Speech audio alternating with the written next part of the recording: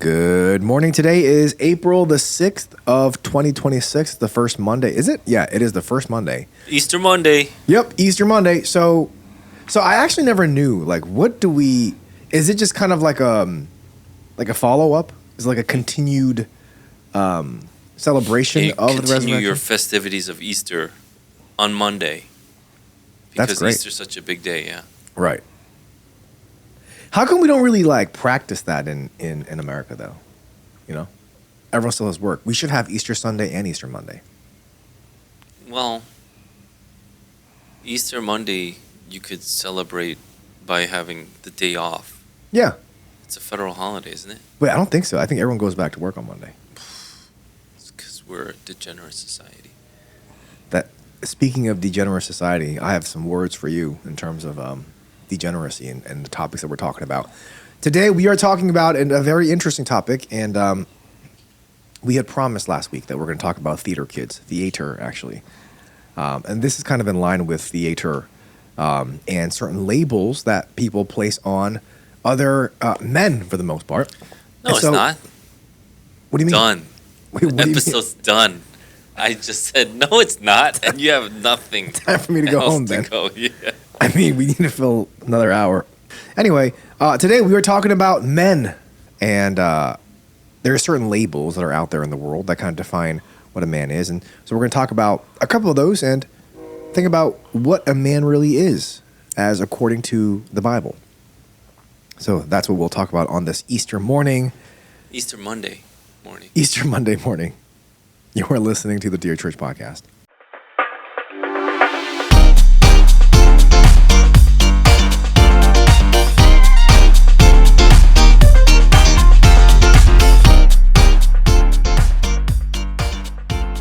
Welcome to the Dear Church Podcast, where we exist to fill your ears and your minds with the study of God to see the world as disciples of Christ. My name is Sam Yang, and we're with us Pastor Eugene and Junsuk and David. And today I want to apologize. My voice is a little hoarse, and it's because a little hoarse, like My Little Pony. You cried last night. Not like that. For what? Did watching Lord of the Rings. I did watch Lord of the Rings very recently. Cry? No. Why not? I've cried for much less, though, but Yeah, you cried for a crash landing on you. And Queen of Tears. No. First of all, You were the Queen of Tears. Are you happy that the how many times are you going to make the joke? He's made the joke 5 times on this podcast alone. I'm not the Queen of Tears. I've never heard it. I've never heard it before. No, This is I a have- Good joke. Can you call other men queens? If you add Yas in front of it. Today we're talking about the topic of manliness and what it means to be a man of God. I think, in our society, there are a lot of ways to describe men. Wait, we talked about this. Why are we doing this again? Did we? Didn't we do? Yeah. Yeah. You did this in the intro. What are you talking about? I did? No, we talked about this subject, no? About what it means to be a man? No? Oh, no, I thought this is what you wanted to talk about when you said. No, I don't know if we did. Okay. Just challenging you. I think we did, but this is a little bit nuanced because these words didn't exist. Okay. So, today in our society, there are a lot of ways to describe men. What's interesting, though, is that these labels or categories aren't just limited to, I guess, what you would call the older generation, the boomers, if you will, but the younger generation, even high schoolers have language. They do, and new slang terms to describe different types of men. You have labels such as alpha or beta males. I'm sure we've heard that. Now we have sigma males, which kind of trumps the alpha and the betas now, as kids would say. And I think we could talk about that as a culture shift. But we used to, back in my day, we used to have like jocks, band nerds, geeks, which wasn't simply about what activity they participated in, but also kind of what persona that they carried with themselves. And so now we have chads, sad boys, soy boys, even looks maxing has been popular within younger males. And there are a lot of words now that's used on the internet that I don't think a lot of people listening to this would know, because I think our average age has to be like mid-20s to like 30s, right? I would think so. And if you're in that age range or above, you probably have no idea what these words mean. And so I thought I would define some of them because they're quite, what's the word? Funny. So a Chad refers to a stereotypical, highly attractive, confident, socially successful man who is very successful. Sorry, highly attractive, confident, and socially successful. Traits usually include good looking, muscular, athletic, confident, popular, socially dominant, successful in dating. So that's a Chad. I remember actually at the gym sauna, Pastor Paul was called a Chad. Do you remember that?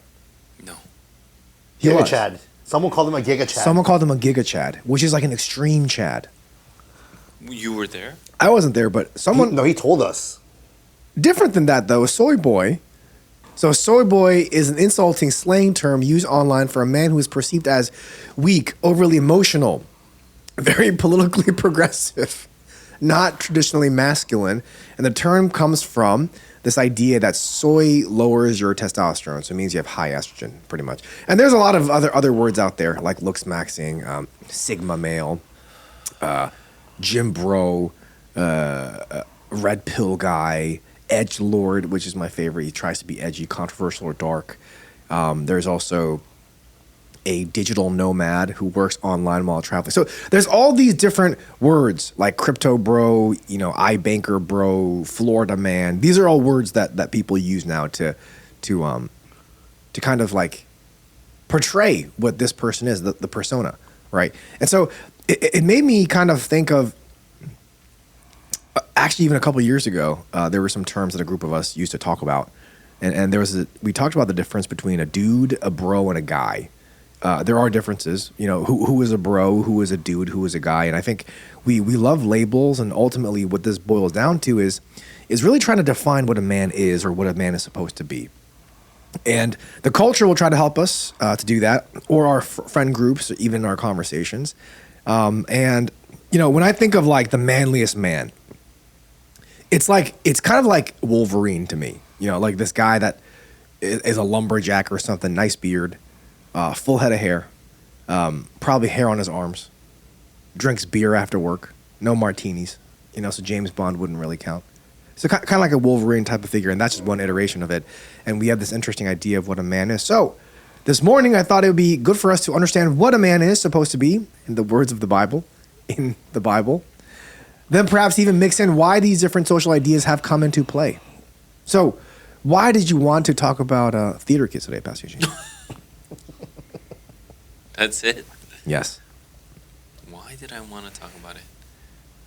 I wanted to talk about theater kids because you hate them so much. No, I don't. I actually that love even theater. reading out some of the definitions of who you think is categorized as theater kids Yeah. made you go, it broke you down into laughter. You couldn't finish it. No. You didn't read all the definitions that you wrote out. You wrote a ton more definitions. Shall I read them? No, I couldn't get through it. Yeah. But it wasn't. It's because my throat hurts. I think because I'm under the Florida weather. man. Florida man is pretty good. Yeah. That's a real thing though. I've heard about Florida man. Passport bro. Passport bros are real. Edge lord is my favorite. No, I want to talk about theater kids. But Yeah. It's cool that we could talk about this too. But yeah, I guess the labeling of certain things is we're trying to figure out who we are. And labels kind of help us. I think that's why people like tests, like those personality tests. Or like, what house at Hogwarts would you get into? Yeah, and then, those kind of labels. Oh, Slytherin, sadly. And, people want to know because they want to know who you are, who they are.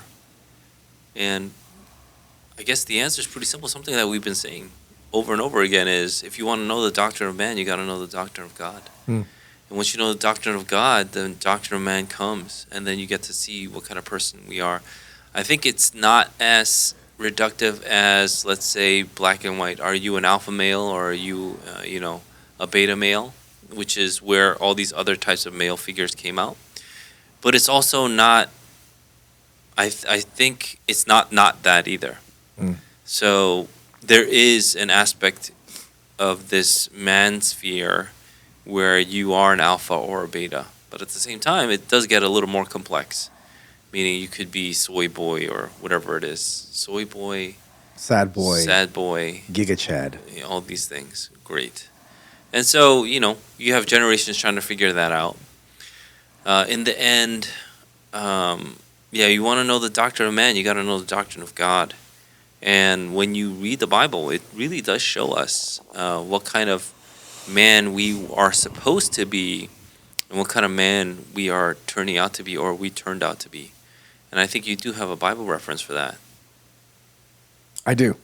You're talking about the Genesis one? Yeah. Genesis 2? Mm-hmm. Work? Mm-hmm. We did talk about this, right? This is Genesis 2 this is Genesis chapter 2 verse 15 to 17.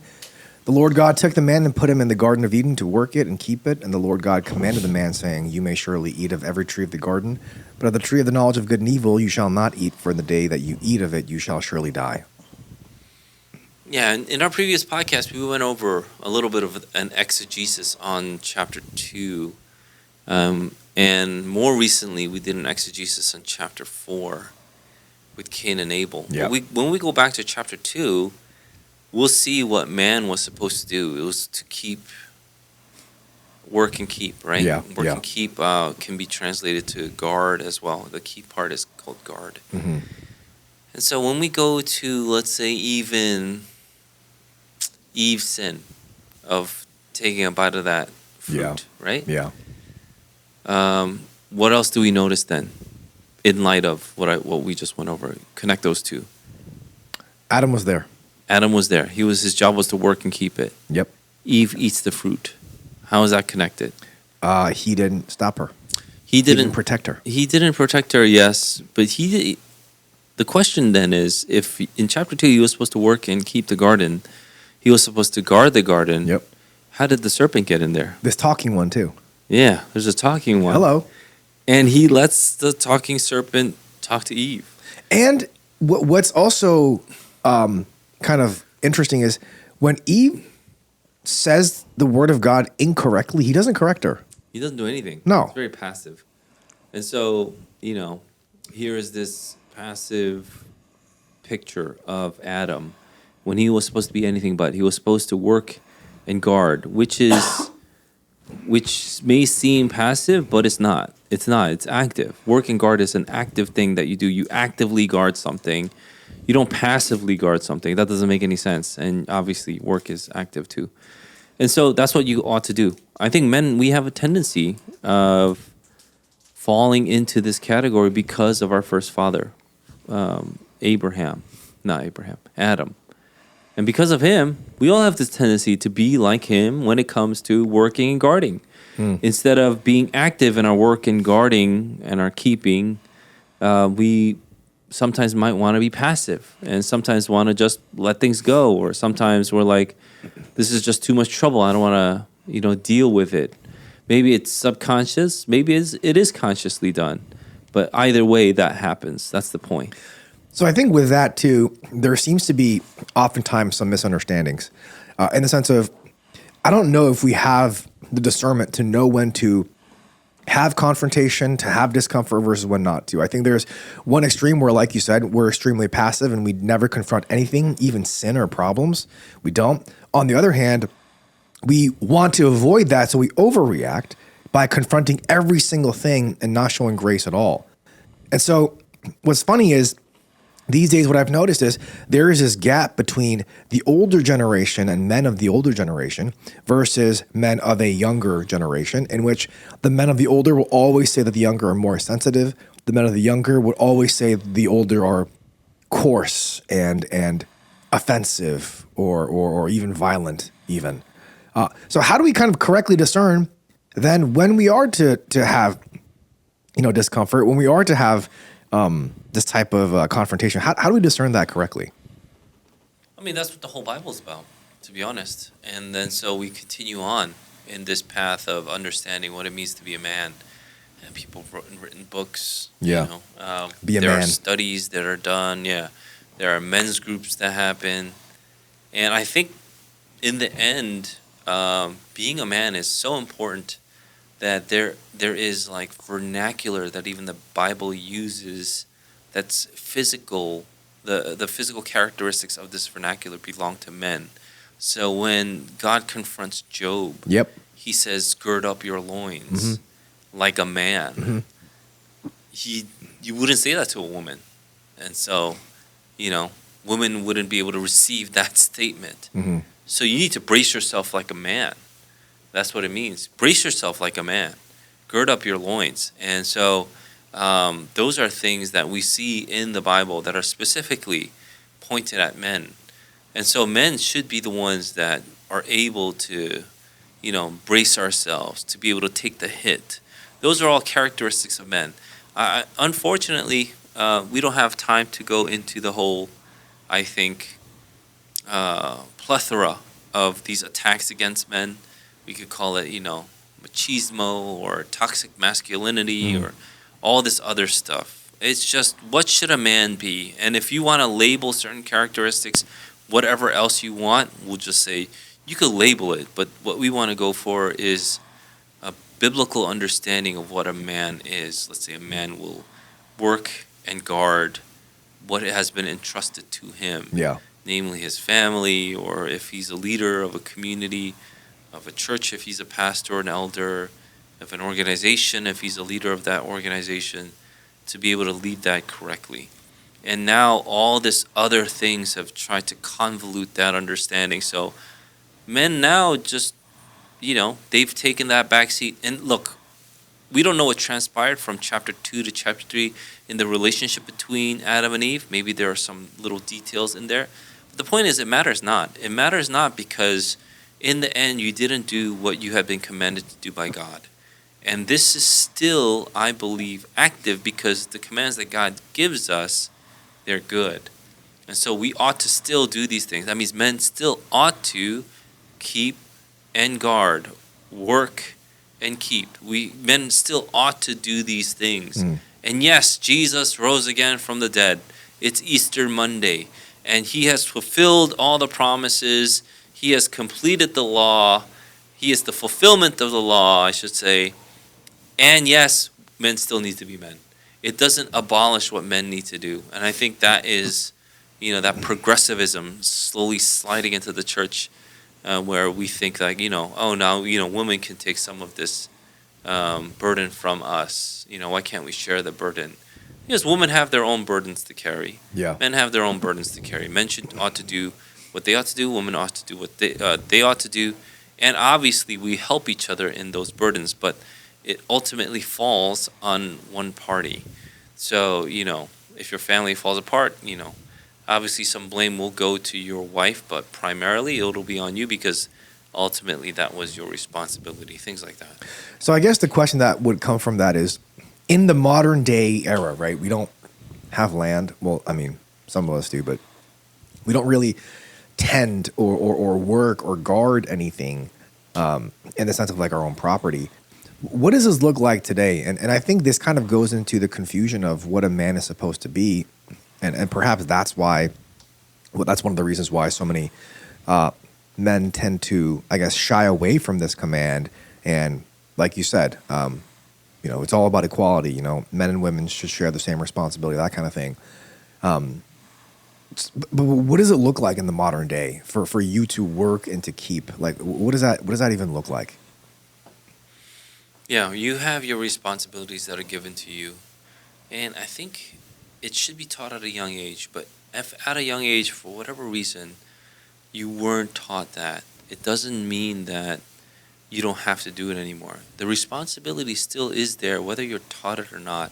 I think that's the truth that we see because God had created the world in a certain manner in which if this is the way He's ordered it, if we follow it, that's what leads to flourishing. If we don't follow it, it leads to, decadence. And so it leads to decay. And so what we're seeing is, we weren't taught that. It doesn't matter if you weren't taught that from the previous generation. You could blame them all you want, but you still have to live out the order that God has given us. And so what does it look like? It looks like what you have been given on your plate now. What you're given on your plate now, you have to be able to complete. You have to be able to finish. You have to be able to do in such a manner that pleases God. And so let's take, for example, the whole Martin Luther idea of making shoes. Shoemakers should make good shoes. A Christian shoemaker should make good shoes, not simply put crosses on it. And what we're seeing now is it's just about putting crosses on the shoes. It's just about putting crosses on the shoes, not about making good shoes. Isn't that why everybody's so upset?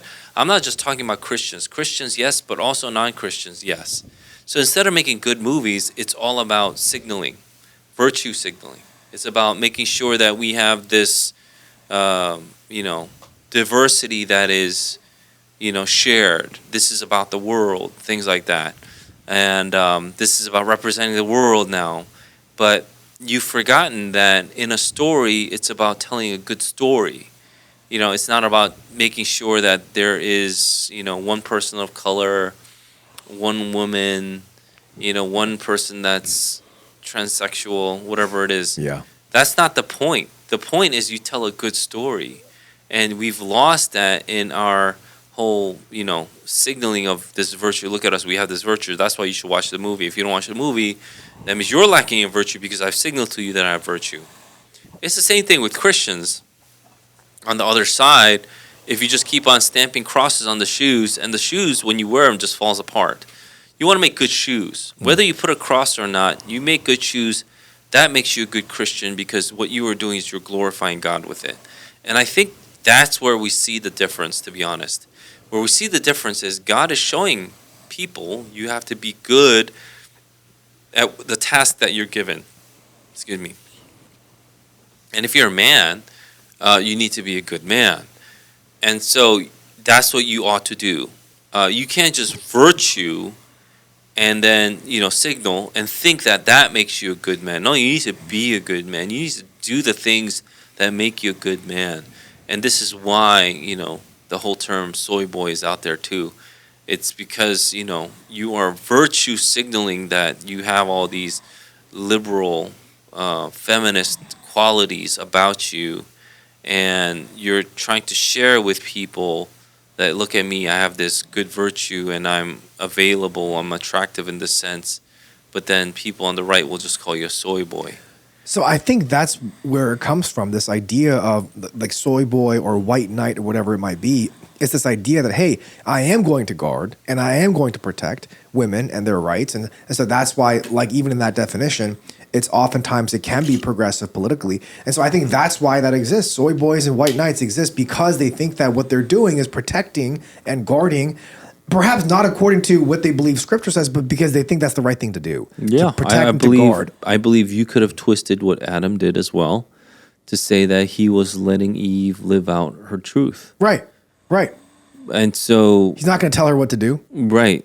So what is the defining measure that we use to make sure someone is doing right? What is actual work? What is actual guarding? Who gets to define that? And that's what we're saying. The Bible gets to define that because God is the one that gave the command. God has intent in that command, and he uses words that we would understand so that we would follow that out. We can't just redefine it to whatever way we want and say, now we're guarding. Does that make sense? Yeah. I hope that makes sense because I believe that you hit a really key marker of what people are holding on to. Wait, no, I am doing my work and I am protecting by going on these women marches where they wear like vagina hats and things like that. And I get to protect them from the onslaught of these right-wing extremists. I'm going to do that. It's like, no, that's not what it is. And so how can we tell them that actually isn't right? Well, we look at what the Bible says. If the Lord has given us a command and we see that this is the command that the Lord has given us, and let's say a woman will come out and say says something incorrect, what would be your job? Your job would be to work and protect and keep the garden, and especially the woman who's supposed to be someone that you ought to protect and guard as well. Maybe more than anything else, your woman, your wife, it would be to correct her. Now, no one likes correction. Maybe he just got tired of it. Maybe she's like, stop correcting me. Right. And why don't you, you think you're so special? You think God gave you the right to control me, control my body? Well, I got another thing coming. I get to do what I want, that kind of thing. Yeah. And then he could be like, all right, fine. I'm out. I'm here. I'm just going to be whatever. He could say that. But even if she does say that, is it not your responsibility anymore Did God shift that responsibility because the woman said that? No, he didn't. And so, the best way, obviously, I think to go about it is, as we see in the Bible, what Jesus did. Jesus died and he sacrificed for the church. In Ephesians 5, that's how we're taught to love our wives. Yeah. We're supposed to die and sacrifice for her, meaning so that we can lead her by example in the right way. And so, of course there'll be pushback. I'm sure your leading also isn't perfect. I'm sure it's going to lead to hurt as well. I'm sure you're going to overstep some boundaries that you should not have overstepped because maybe you don't understand how to control power that well, right? You have this authority, you think it's power, maybe use that to hurt her. And so there's damage done in the relationship. I'm sure that's going to happen as well. And so what do you do then? What, do you just abandon your station? The case is no. You don't abandon your station. You actually go even harder. You hunker down and you do even more of what Christ has done. Looking at Christ, our head, looking to Christ. And, in Hebrews chapter 12, the author and perfecter of our faith. Yeah. We look to Christ and we follow him because he's the one that led this perfect life, died, sacrificed for us. Well, now Paul is saying, this is what you got to do for your wives. That's what we ought to do. Okay? And maybe, we do talk about this quite often, and perhaps even in our men's ministry we discuss this, but I think it might be helpful because not everyone that listens to this comes to our church or has been listening to our sermons and whatnot. I think it might be helpful to maybe even go through the different seasons that a man can go through and perhaps you giving some pastoral wisdom or guidance on what it means to guard and to protect and to be a man in those seasons. So, for example, what does it mean to be a man and to protect in your singleness? What does it mean to guard and protect in being newly married? What does it mean to guard and protect with children? What does it mean to guard and protect when all your children are off to college and are adults? So what does each season bring and how a man is supposed to act according to the Bible? Yeah, like I said, you're given stuff on your plate and you're supposed to handle it. So I'll start off with one broad one, something I really, really dislike that people have misunderstood. Otherwise, you'd all be like Elon Musk, but you're not. That kind of thing. Elon Ma, maybe. Elon. That's the Chinese guy. No, Elon Ma. And you didn't even say it right. It's Elon Ma. I'm not That's of what the it Orient, is. so I don't really know. Anyway. Elon. I think Elon Musk, some others saying, a bunch of other people that are successful, they'll say, you have to learn how to say no. You'll be taught. You need to know how to keep your boundaries. You have to know when to say no. We don't know how to say no. I think the answer is false. It's because we keep on telling our younger generation you need to learn when to say no. We don't know the telos of that statement. What is the ultimate reason of saying no? And Sam, you know the answer to this. What is the ultimate reason for saying no? Junseok knows this. So you can say yes to something? So you can say yes. Right. The ultimate reason for you to say no is so that you can say yes. If you don't know what you're saying yes to, why are you saying no? You don't know. Don't say no then. And so my advice to younger single men is just say yes. Say yes to working. Work long. Say yes. If it's not morally abhorrent or morally wrong, don't say no to that stuff. If your boss tells you, I want you to grab my dry cleaning, say yes. Why would you say no? I'm too good for that. No, you're not too good for that. You're young. You have nothing to back you up. Pick up your boss's dry cleaning if he asks you. In fact, offer it so that people hate you. You got nothing better to do. Do these extra things. Do everything that you can. Say yes. That's my recommendation to young single men. Say yes. I would even say that to women. If it's not morally abhorrent, meaning this is something that God forbids, why are you saying no to it if you don't know what you're saying yes to? Now, if you know what you're saying yes to, then saying no is easy. It comes easy. You don't have to worry about saying no because now that I know what my yeses are, then I can say no to other things. So let's say, for example, you and I have a dinner appointment with our families at Thursday, 8 o'clock. Nice. And someone else says, can we have dinner at 8:30? I'll say no. Easy, because I already have a 8 o'clock appointment with you, right? Right. Yeah, that was an easy no because I already have something. But if I said yes, that would make me a fool because now I double booked, right? And so, maybe some people have the problem of double booking or overbooking. I just don't think that's the main issue for young people. I think you've been convinced to think that it is. I think you think that it is. I think you think you have no time. I just don't think that's true, though. I think you have lots of time. I think if you got rid of your phone, you got rid of Instagram, you got rid of every single social media apparatus out there, you would have a ton of time. You would be able to read 3 books a day. I think you would have a ton of time. But, as life would have it, you're on Instagram for an hour in the morning, 2 hours in the afternoon, 3 hours at night, or whatever it is. You doom scroll until you fall asleep. And so that's why you are where you are. And then you're like, oh, our life is so hard. And you become sad boy hour. But It's all connected.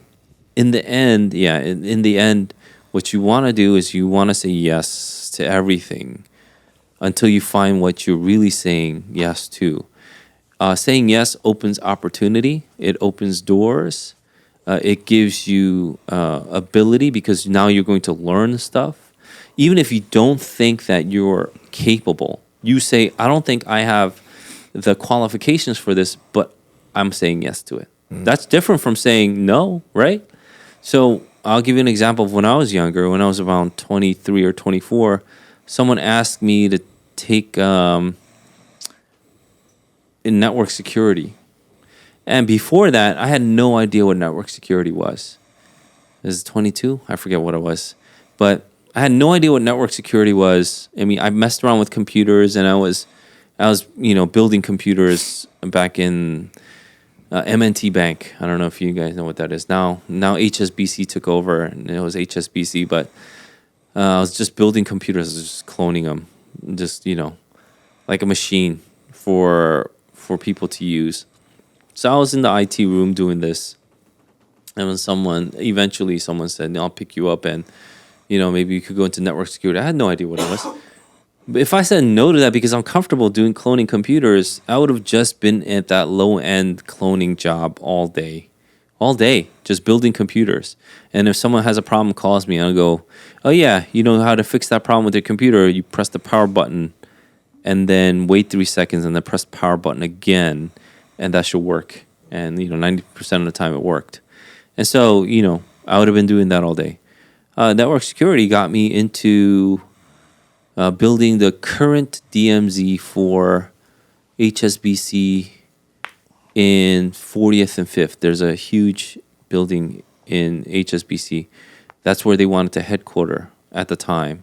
This is in the 2000s, but they took over a place called Republic National Bank, and they wanted me to go in and change the entire infrastructure and build a DMZ for that bank by myself at 23 or whatever I was.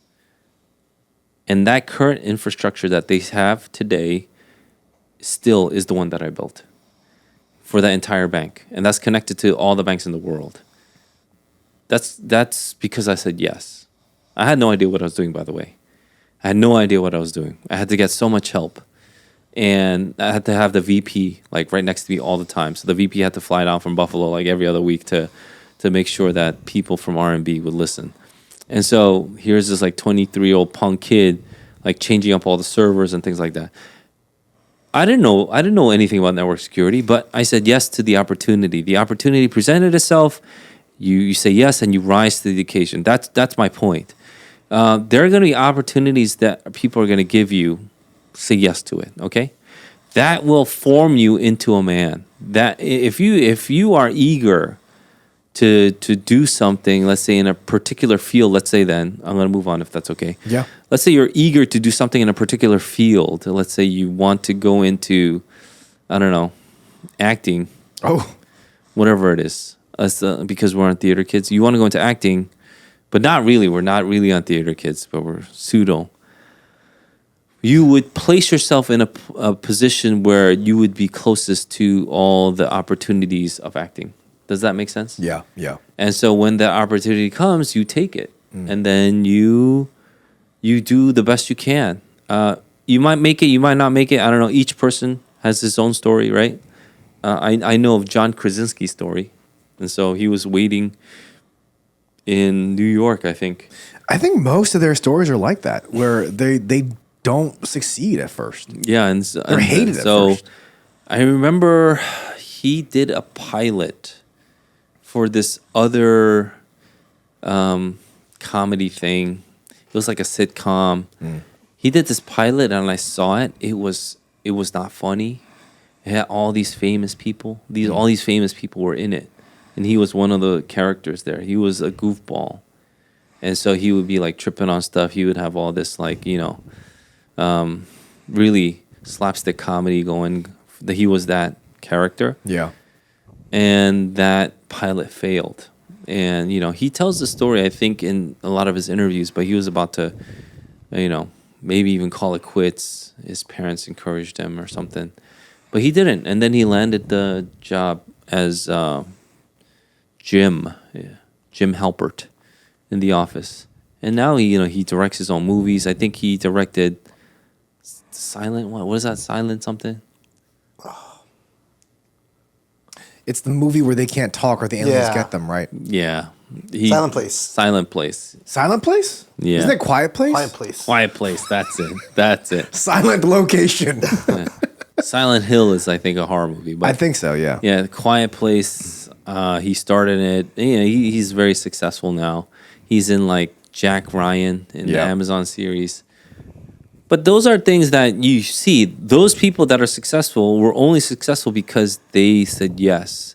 They placed themselves close. Now, does that mean everybody will be successful? No, it doesn't. But the only people that are successful are the people that puts themselves there. So it doesn't mean that maybe those people that, maybe there were 10,000 people in John Krasinski's spot and only he got it. That's very possible. But it doesn't mean that the 9,999 are complete failures too. Yeah, By placing yeah, yourself in that position, you also are, akin to different opportunities if Right. you are wise enough to be able to discern well. And so there are a bunch of people who started out as theater kids who now aren't. Unfortunately, some theater kids have landed in Congress and things like that. So that's unfortunate because they're still playing this part in Congress. But anyway, that's a different story. What you want to do is you want to be able to say yes. Make sure you understand your yeses before you say your no's. The people that say no, to me, are the people that are so small-minded that they will never break out of whatever shell that they put themselves in. So if that's the case, if I were your boss, I would just let you, stay in that shell, or I would let you go. That's it. Question to follow up with that. Why do you think, we're talking about saying yes to things. Why do you think so many men say no? What do you think causes that? Is it laziness? Is it fear? Is it, what is it today in our culture that causes men to say no, like you said, and to fail ultimately? You're tired, You're tired. Maybe you were lazy. Maybe you're not. It doesn't matter because you gave up in the end.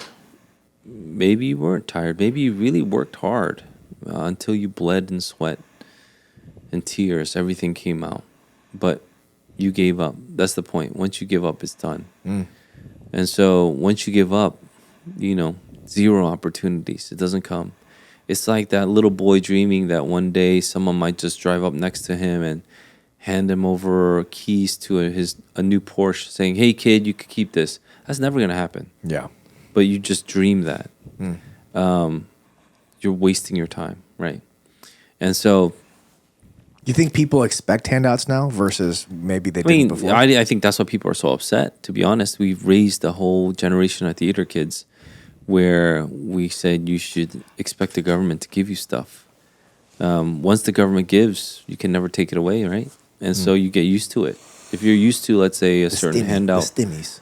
that the government's given you, Yeah. then what happens all of a sudden if they take away, like, a good chunk of what you've been expecting. You'd rage. You'd probably, march too. And you think that's perhaps maybe one of the reasons why so many people collect unemployment still?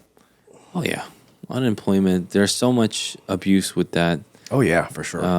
Unemployment. Some people just even work, get paid under the table, and still collect unemployment. Yep. Speaking of unemployment, I think there was this rapper recently who was bragging that he was still collecting unemployment in his rap songs, and he recently got caught because he took like $800,000 from unemployment or something like that. Wow, that's a lot of money. Yeah, so that's a recent story. Yeah. But yeah, I think make sure you know how to say yes before you know how to say no, or what you're saying yes to. And that kind of goes, I guess, throughout all different life stages for men. I think so because once you become married, what you could say yes to lessens, but what you could say yes to becomes more. There's more pressure to the yes. Yeah. So, it becomes heavier. The yeses become heavier. And so when you say yes to a job, it becomes that much more important that you keep the job and you do well at the job once you're married.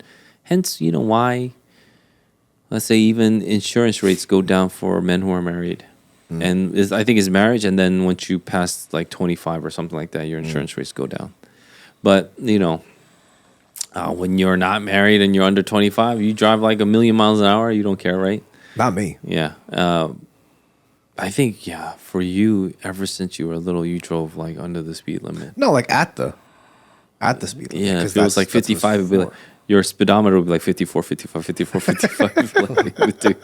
It floors the 56 sometimes. Oh, and then you'd be like, whoa, gotta ease up on that pedal. Yeah, slow Speed down. racer. Yeah.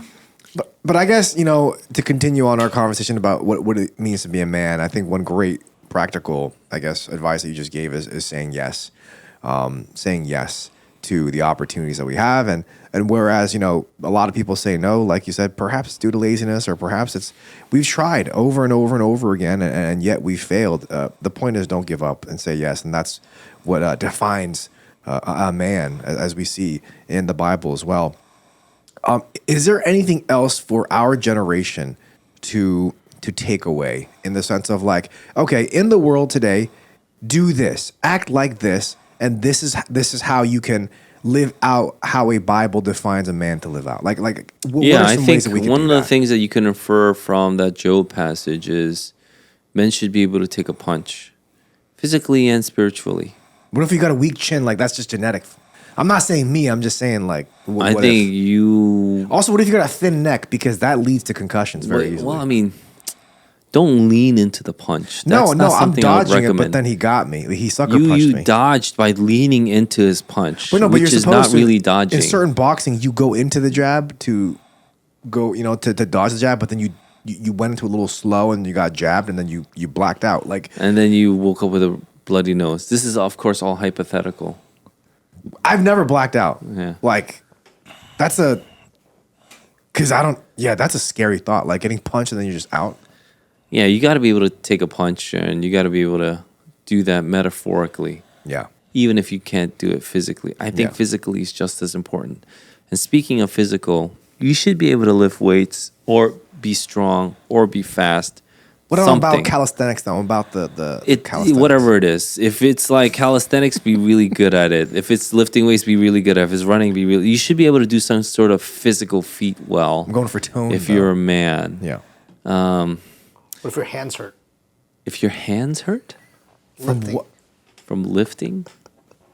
If you have that problem, maybe you're doing too much. I just don't know anybody whose hands hurt from lifting. Well, maybe it's time for some steroids. Or like Pilates. Yeah, Pilates. On a side note, I was going to say that the CIA declassified some information recently. I don't know if you heard about this, Sam, but I am not joking about this. The CIA declassified something called red energy. It's from the document Gateway Intermediate Workbook and from the Monroe Institute's Gateway program. materials that were evaluated by the U.S. Army and archived by the CIA, and there's a technique that it describes.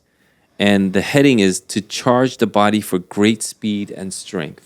They give you a technique, and it's been declassified. For whatever reason, I guess it was classified. What you do is you close your eyes, you inhale deeply, you think of the physical act about to be performed, and the strong energy of red. You have to think of the color red, okay? And then as you exhale, you open your eyes and perform the act you wish to accomplish. That's literally in this CIA guidebook, okay? Yep. Strong energy of red. Yeah, that's not a joke. The CIA really had this, and that was declassified. And now, if you want to lift hard, if you want to be strong, if you want to be fast, right before you do this. What does it have to do with that? Like, that's like a little gift for listening to the podcast. Now you have this gift. when you exhale your breath and open your eyes, you will be able immediately to perform the physical act you have pictured with far greater strength, much more rapidly, and with smooth total coordination of your physical body. Yep. Time to try 4 or 5. I don't even know. No, Yep. that's not. I wonder why red. There's different colors. Like orange means something else. Yeah, there's different colors.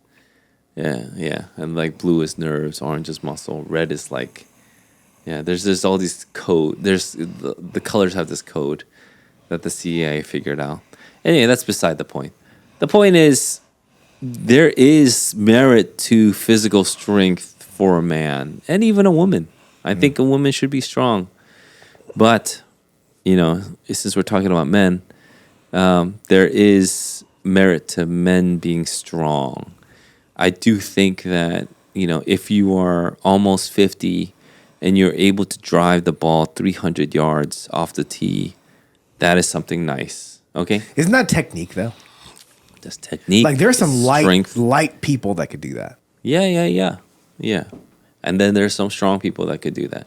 I think strength, technique, all that stuff. It's how you engage your muscles, how your CNS gets involved, meaning your central nervous system, your spine lines up with what you want, your brain, your spine, your muscles, they all align perfectly. It's all part of it because in the end, it's about output, right? Right. Anyway, so going back to what this was all about, being able to take a punch physically, but especially when I'm talking about metaphorically, you should be able to take a punch. You should be able to take a hit. You should be able to go down and then get back up again. So let's say you failed. You failed miserably. Well, you got knocked down, but you got to get back up. Yeah. And so don't stay down. That Rocky quote. Where is it? He says, and I'm paraphrasing. It's not about how hard you get hit, but you get up or something. Sorry for Rocky fans out there. I just butchered an iconic line. Man, no, that was pretty close. It's not about how hard you get hit. Get up. That's from Rocky Balboa. Yes, I think it's something to the effect of it's about how many times you can get back up or something like that. Something, but yeah. But yeah. Yeah. But yeah, I mean, there's truth to that, right? That's Yeah. a great quote then. Yeah. And, you should be able to take a hit. I think too many men out there aren't able to take a hit. So once they fail, they go into mush. That's not what we should be doing. That's not how we should encourage our men either. It doesn't matter how you are, single, married, whatever it is. If you're a man, you should be able to take a hit and then get back up. Yeah. Yeah. So say yes, take a punch, literally and metaphorically. If you need a punch provided for you, who should we go for the punch? I think if you need to know who to punch, No. Sam is willing to take some punches for you. Wait, why would I have to take it? Because you want to know what it feels like to get punched. No, I felt it before. It's not great. I gave you like a 20% punch in your shoulder once. Yeah, I still got punched. It was nice, right? You were able I mean, to it take wasn't. It wasn't nice. Like You enjoyed it. Sam's wife punches really hard.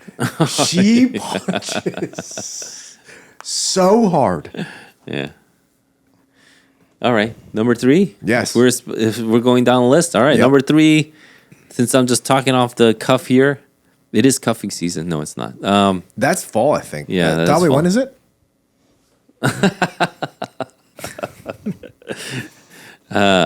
Number 3 is, I guess we could title this portion, There is no such thing as a Sigma. Ooh, Sigma males. Yeah, That's there's a no big such one thing right as a now. Sigma. Sigma is not a scientific thing. It's just something that they made up for memes. And so that it doesn't matter what the world thinks, you'll stand up for what you think is right or whatever it is. That's what Sigma is now. It's pretty like satirical in its usage now. But Independent, lone wolf, doesn't follow social hierarchy. yeah, there's no such thing as that in real life. But I think what we can learn from that is you need to surround yourself with men that will sharpen you. Men that are like-minded, men that can make you stronger. Just like a boy needs his father to train him, you also need to continually get trained. And if you are of older ilk, maybe you should start training younger folk more on the regular. So I don't get these like men's and women's groups where they just hang out. That doesn't make no sense to me. I should say it better. That don't make no sense to me. That was better. Yeah, that was better, right? That don't make no sense to me because the older should be training the younger. Yeah. I see young men training young men. That doesn't make no sense again. I see young women training young women. That don't make no sense. We should have older men training younger men and younger men being able to learn and grow from their training. There's a lot of things that, people should learn and grow from. Younger men should be sharpening each other. That's your sparring partner, maybe, that kind of thing. They should be sharpening each other. And so, just as iron sharpens iron, we ought to sharpen one another. That's what we should be doing when we get together. We should be sharpening each other's skills.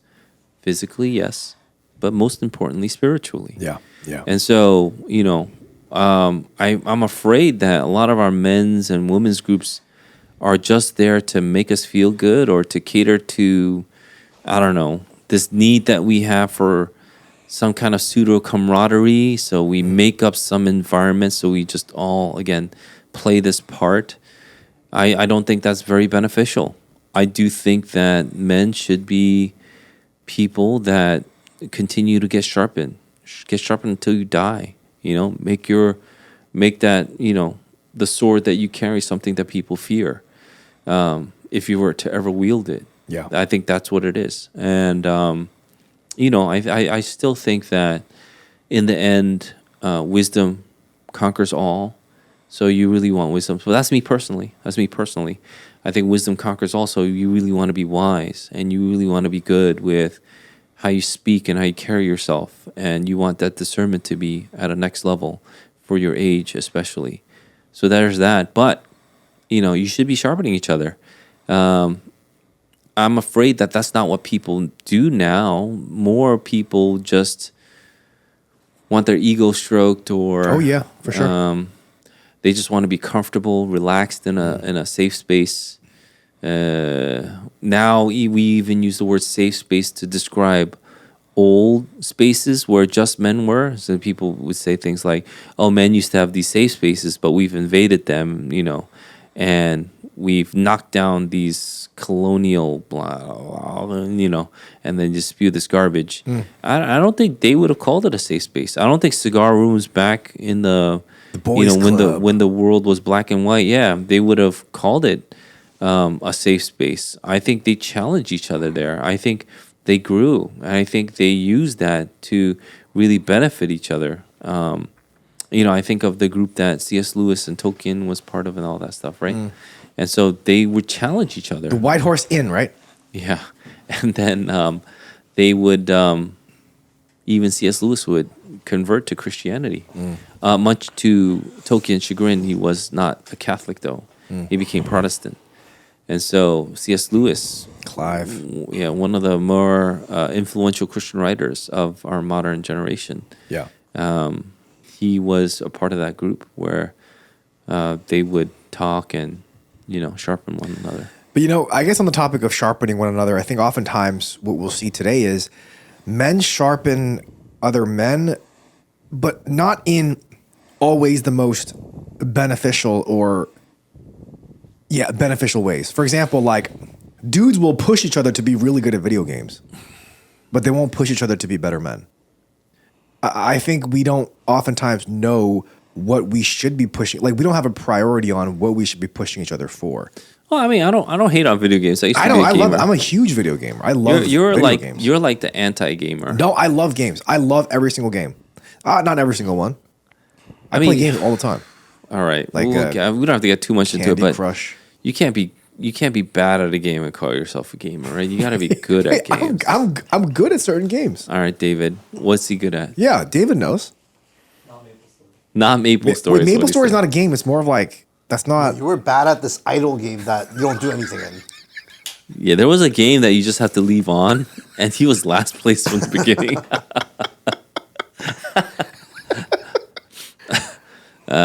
Anyway, I think there's some merit to video games because sometimes you need an outlet for some of that competitive drive you have. I think if it's mainly video games, that's where the problem lies for me. You could use that sometimes. So I could say, let's verse each other in Mario Kart, and we could have some fun, right? But let's say Not because that of good at that, that one. I'm because not good at that let's say you lost and all day and night you spent playing Mario Kart and you became this expert, and the next time we play you beat me. I could be like, all right, good job. I mean, that's something inside you that said I need to, make sure that I fulfill this competitive drive I have. Yeah. But you used it for video games. I just think that there are maybe some other places that might be more beneficial than the video games that you could use this drive for. And I get it. Like, don't get me wrong. I get it that, video games can be an outlet. I just don't think it should be the only outlet. And I may go as far as to say it shouldn't be your primary outlet. It can be an outlet is all I'm saying. I mean, the only reason why I bring I'm not that a up- hater is all I'm saying. Me neither. I never hate, but the only reason why I bring that up is because oftentimes when I have conversations with other men, it's we push each other in certain ways to be better at. I don't know, to be better at basketball. Let's say. I mean, that's not the case because I would already love good. for you to be better at basketball. Me too, but I would love for you to catch it and no, drain every single mid-range no. jumper. I mean, me too. I definitely. And then when you slash, I don't know and what then that you means. complete the basket. Yes. But I think oftentimes side quests, I'll say, become the main quest. And we sharpen each other for these side quests instead of actually prioritizing or focusing on the main quest. Although these side quests can help you with the main quest, it's still a side quest. That's very good. That was a deep video game-esque analogy that I just made. That's very good. I actually will give you props for that one. Thank you. That's a solid C+. I've gotten props, I think, 3 times in this podcast when we've done 300 episodes We did 300. plus. We did more than 300? So every 100, I get a little attaboy. You get an attaboy? Yeah. I get a little chia boy every 100. Boy. Yeah. Is it? Today's Yeah, is, we didn't do 300. Wait, yeah, how because our 300, it should be pretty special. Wait, how come on my sheet I say it's episode 322? It's dyslexia. So number 1, it's say yes. Number 2, it is to whoa, I'm blanking. Number 1, say yes. Number 3 is sharpen. Number 2, yo, I'm blanking right now. Number 1 is to say yes. Number 2. Oh, okay. Sorry. Take 2. Number 1 is to say yes. Number 2 is to not to take a punch, both physically and literally. I was going to say physically and metaphorically. And number 3, sharpen one another. Is there a number 4? Dare I say 4? You want more? I mean, how I to be think- a man? I think this is good stuff. I think, and the reason why I brought this up again, this episode, and I know you wanted to talk about theater kids. The reason why I'm bringing this up is because I think the reason why descriptors like theater kids and reason why Chad and sad boy and soy boy, the reason why these exist is because we don't know what a man is supposed to be. Again, And so I think this is a huge thing, especially in the younger generation. They have all these words and they say, hey, you're this, you're that. But they don't have a standard. Like, they don't know what a man is actually supposed to be. And I think perhaps practicality, like, just practical ways that we can exercise these things can be very, very helpful. Yeah. Yeah. That's very good. Thank you. You want a number 4? Just a bonus one. This is like a honorable mention. All right. I think you should have this capacity to be scary. I'm not saying you should be scary all the time. I think the people that are fronting and always trying to put up this, facade of always being scary, they're probably the weakest.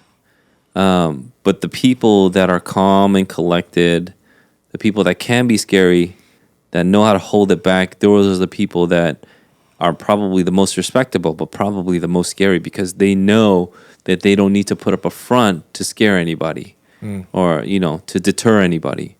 The reason being is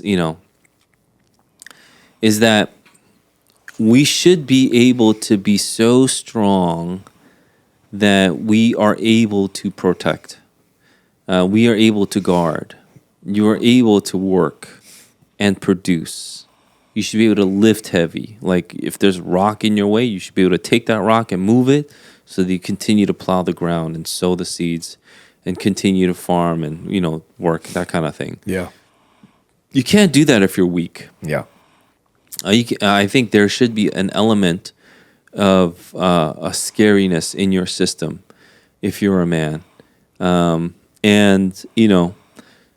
I think if you are unthreatening, like at 100% level, I think there's something a little off to me.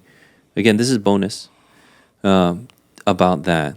I don't think you should be such a pussycat that, people just think that they can just pet you whenever they want.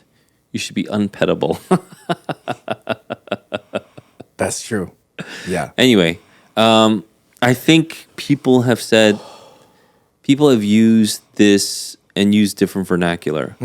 You should be able to be stronger than the dragon. You should be able to slay the dragon.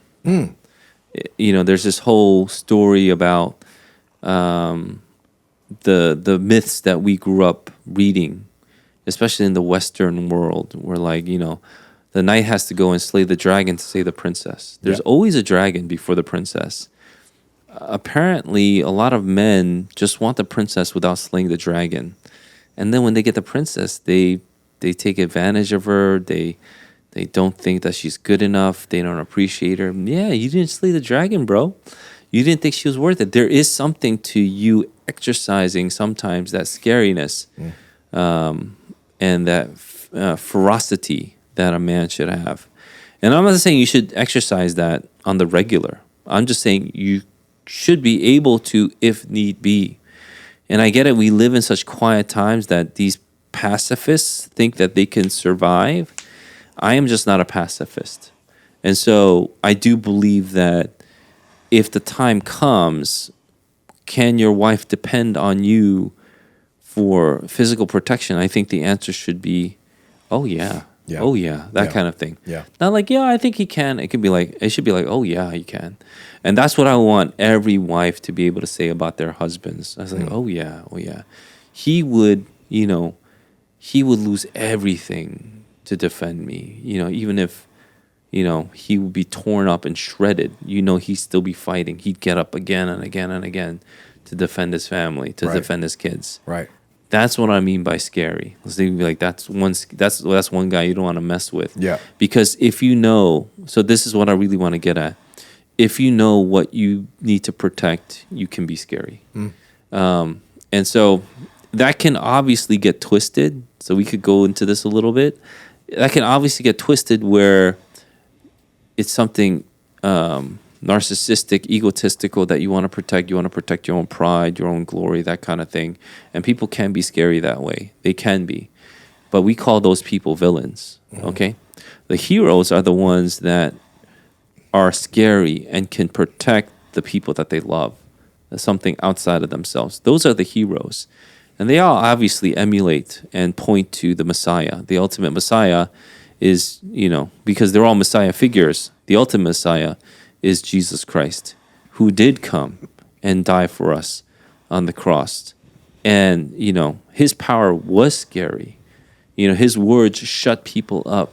His actions put people in fear. There was even an instance in John where people would fall down on their faces in front of Jesus because he would show them, like, why are you here? And then the soldiers would go down and fall on their faces in John. Yeah. And so he was scary, but he sacrificed everything to save us. And so those are the things that we can model and emulate.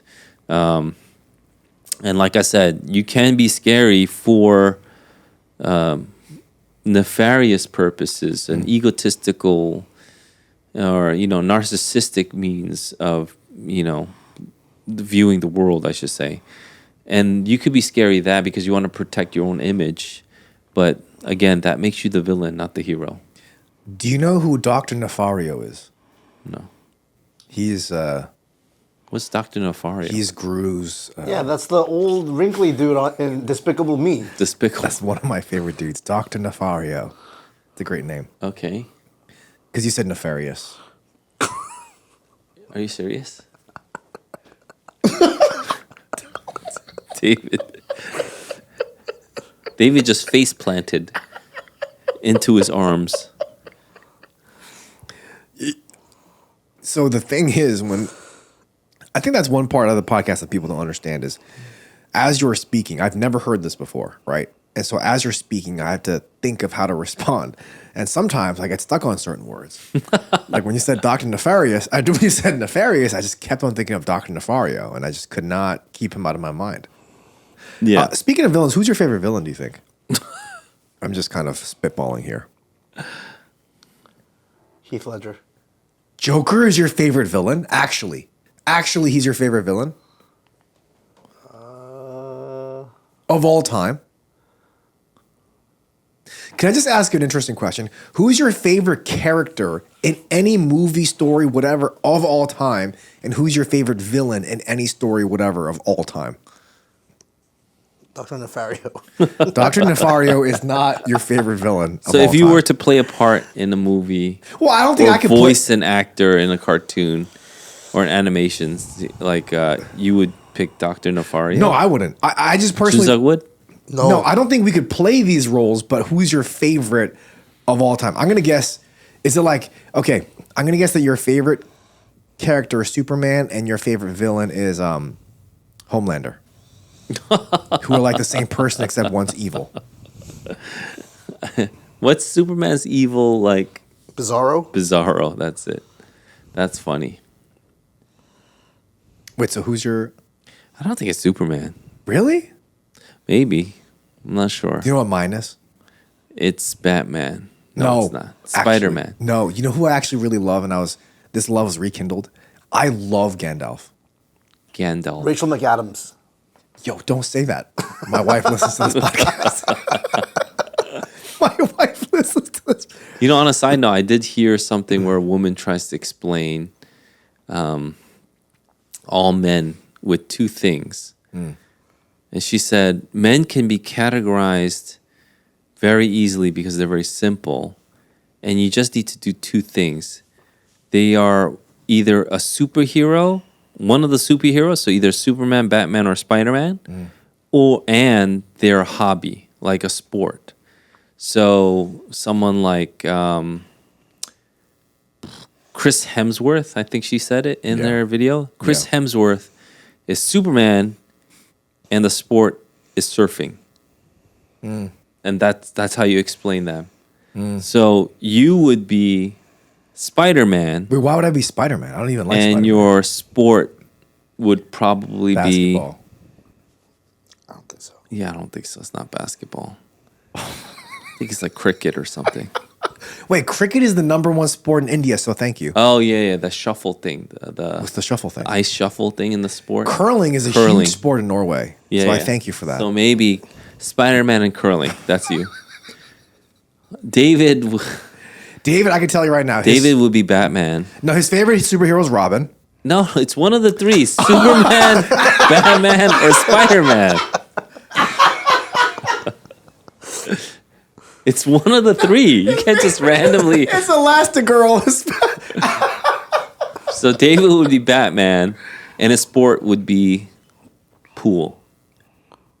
Okay. Then you Okay. explain them, right? I explained Okay, all yeah. of David's character in that. Okay, What's Chunza? Okay, Chunsook is Superman, and his favorites And his sport would be. and his sport is. It has to be like a big three sport. No, it could be anything. Solitaire. No, and his sport would be. What's one sport like where you sit? It's Olympic lifting. Yeah, Olympic lifting. Yeah, for sure. He's Superman in Olympic lifting. Well, not maybe not Olympic. He's not agile enough. And Maybe then just you could powerlifting. tell like his personality from those things. Because I called you Spider-Man and what was the sport again? Curling.